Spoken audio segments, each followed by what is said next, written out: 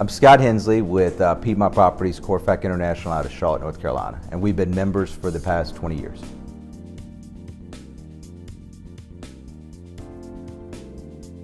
I would think that Charlotte's probably one of the markets in the country that have seen as much adaptive reuse as any.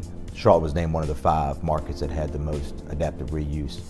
And then to follow up with that is, how does that affect our industrial? I think it depends upon who you are. If you own existing industrial, you love it because you're getting a higher number on a sale than you would to an industrial user.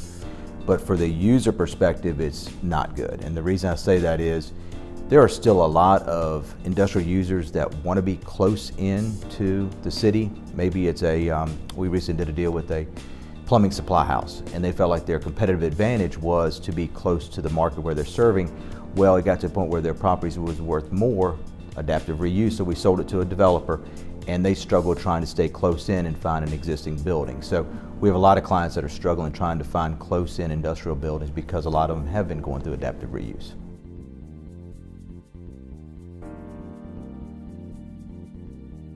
I think if anything, it may make it worse, is that you see a lot of private equity firms, Wall Street firms that are raising money for opportunity funds.